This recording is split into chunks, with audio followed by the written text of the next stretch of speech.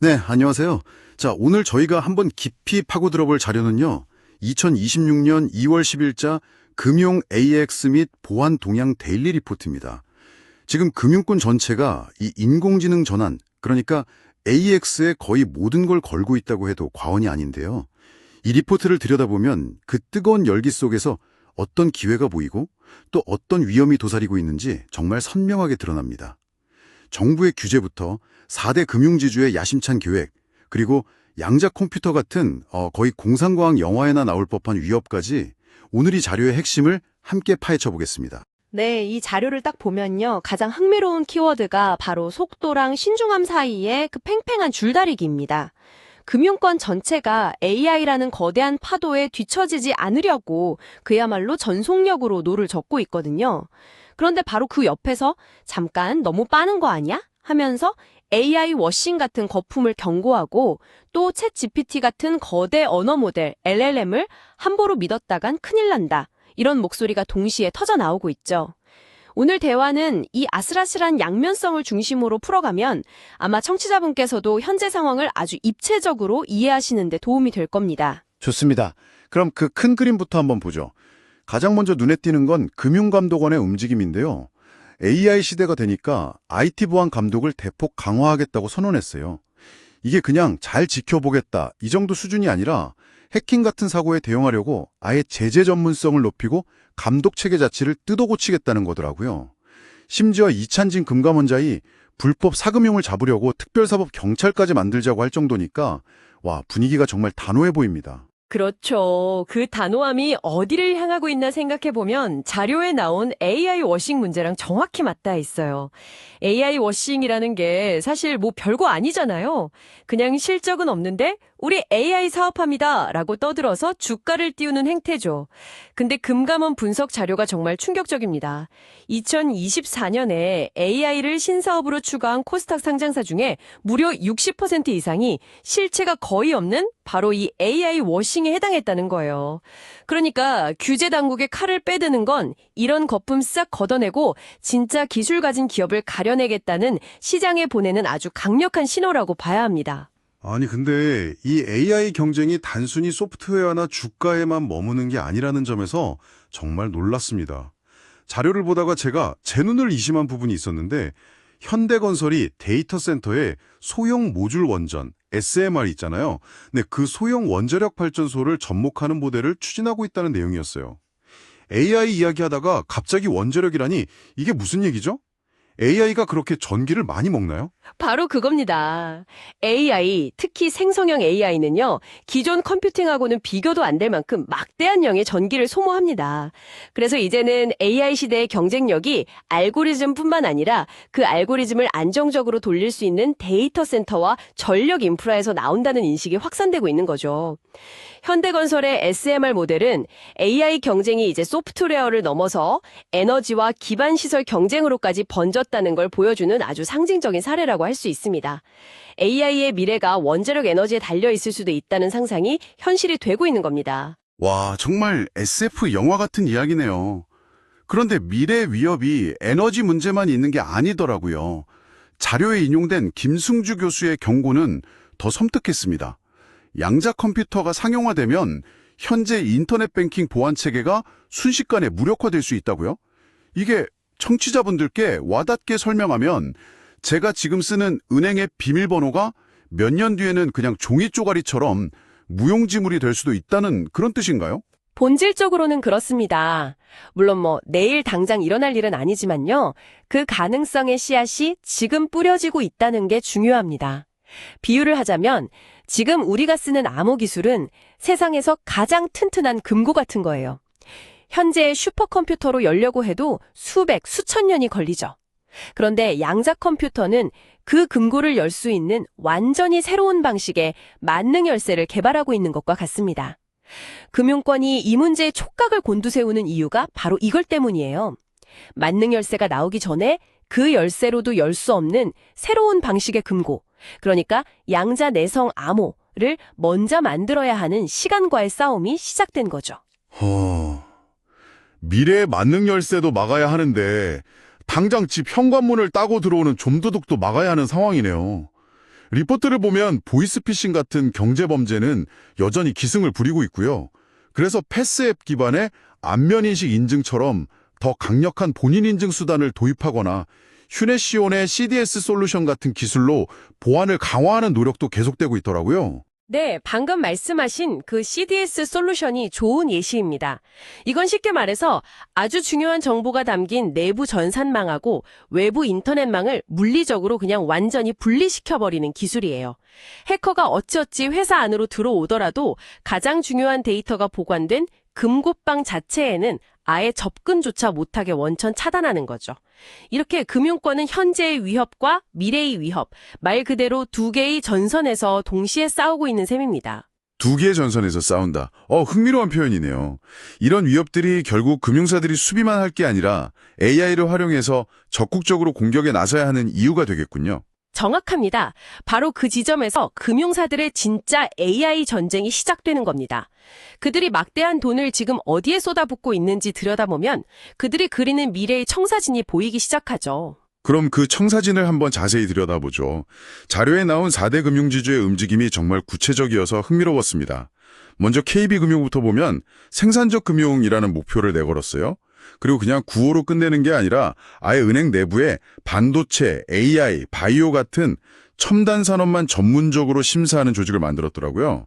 이건 은행이 기술을 잘 모른다는 비판에 대한 직접적인 대답처럼 들리네요. 맞습니다.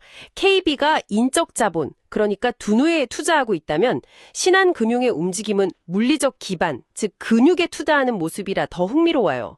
남양주의 AI 인피니티 센터라는 초대형 데이터 센터를 짓기로 했거든요. AI 시대의 석유가 데이터라고 하잖아요. 그럼 데이터 센터는 그 석유를 정제하고 저장하는 거대한 정유 공장이자 상고인 셈입니다. 소프트웨어 경쟁에서 이기려면 그걸 뒷받침할 하드웨어가 필수라는 걸 보여주는 상징적인 투자죠. 한쪽은 사람에, 다른 한쪽은 인프라에 베팅하는 모습이 아주 대조적입니다. 정말이네요. 한쪽은 두뇌, 한쪽은 근육이라니. 그럼 하나금융과 우리금융은 어떤가요? 하나금융은 하나증권을 통해서 AI나 바이오 같은 미래산업 투자를 강화하고 있고, 우리금융은 역대 최대 주주 환원을 약속하면서 그룹의 핵심 동력을 AI로 삼겠다고 선언했고요. 사실 다들 AI와 미래산업을 외치고 있는데 여기서 KB가 내세운 생산적 금융이라는 말이 계속 맴돕니다. 이게 기존의 은행이 하던 기업 대출과 본질적으로 다른 건가요? 아니면 그냥 듣기 좋게 포장한 새로운 마케팅 용어일까요? 아주 날카로운 질문입니다. 그리고 그게 바로 수십조 원이 걸린 질문이기도 하죠. 이론적으로 생산적 금융은 과거와 다릅니다. 과거의 기업 대출은 주로 부동산 같은 담보를 보고 돈을 빌려줬다면요. 생산적 금융은 당장의 담보는 없더라도 AI를 활용해서 그 기업의 기술력이나 미래 성장 가능성을 예측해서 과감하게 투자하겠다는 겁니다. 하지만 청취자분께서 의문을 가지시는 것처럼 그건 어디까지나 이론이에요.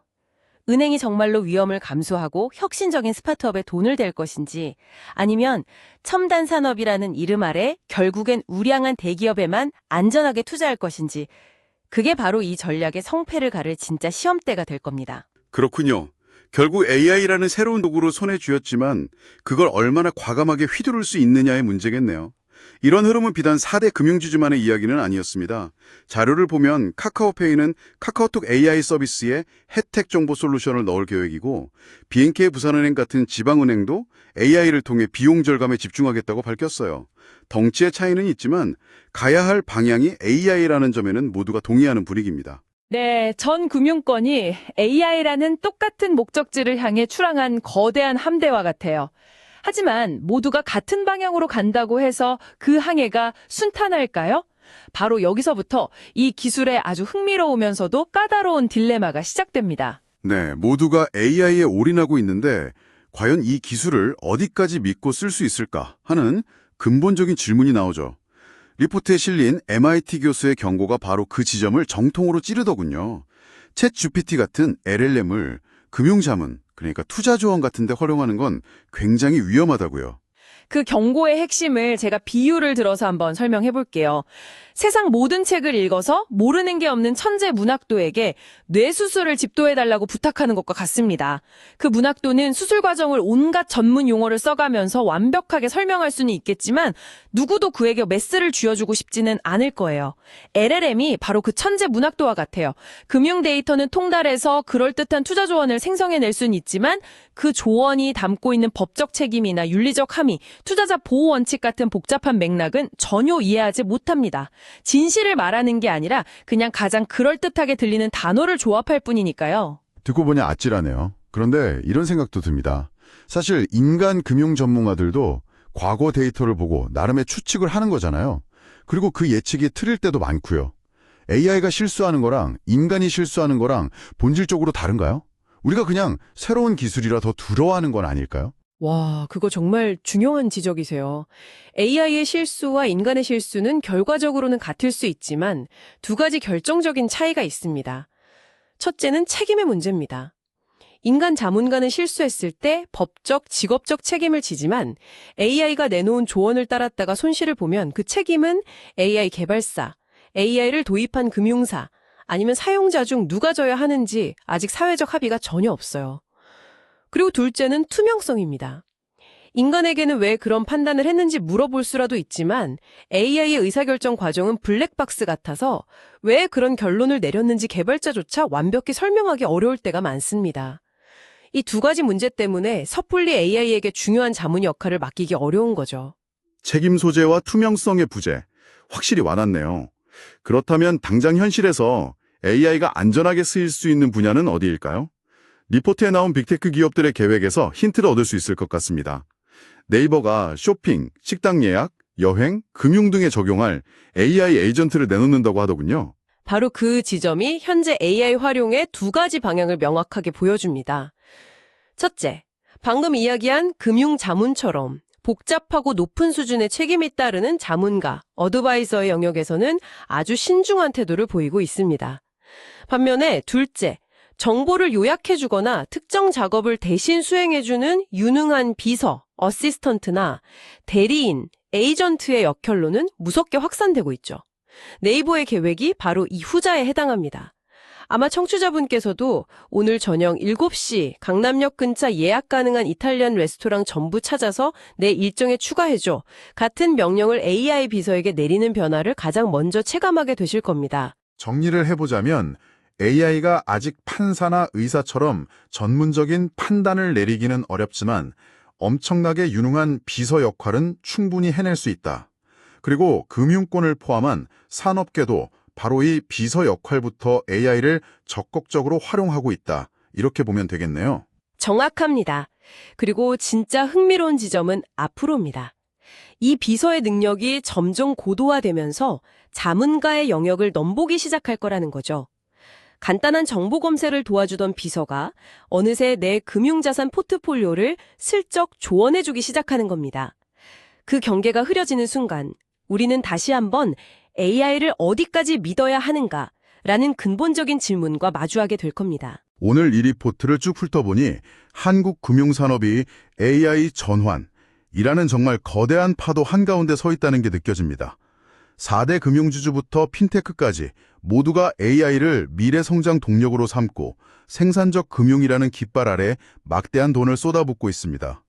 데이터 센터 같은 인프라를 지으면서 새로운 시대를 준비하고 있고요. 하지만 그 화려하고 역동적인 모습의 이면에는 AI 워싱이라는 거품에 대한 날선 경계, 양자 컴퓨터가 가져올 보안 패러다임의 근본적인 변화, 그리고 AI의 조언을 과연 어디까지 신뢰할 것인가에 대한 깊은 윤리적 고민이 함께 소용돌이치고 있습니다. 결국 기술이 아무리 빨리 달려나가도 법이나 우리 사회가 이 정도는 괜찮다고 받아들이는 속도가 못 따라가면 소용이 없는 거잖아요. 지금이 바로 그 속도를 맞춰야 하는 아주 중요한 시점인 거죠. 여기서 마지막으로 청취자분께 질문 하나를 던지며 마무리하고 싶습니다. 오늘 이야기 나눈 생산적 금융은 미래 산업에 효율적으로 자금을 공급하겠다는 아주 긍정적인 목표를 가지고 있습니다. 그런데 만약 금융 시스템의 대출 심사나 투자 결정에 AI의 논리가 아주 깊숙이 관여하게 된다면 과연 그게 단순히 효율성을 높이는 데서 그칠까요? 아니면 데이터와 효율성이라는 AI의 잣대가 우리 사회 전체의 경제적 우선순위를 우리도 모르는 사이에 재편하게 될까요? AI가 내리는 결정이 우리의 미래 가치를 어떻게 바꿔놓을지에 대한 깊은 고민이 필요한 시점입니다.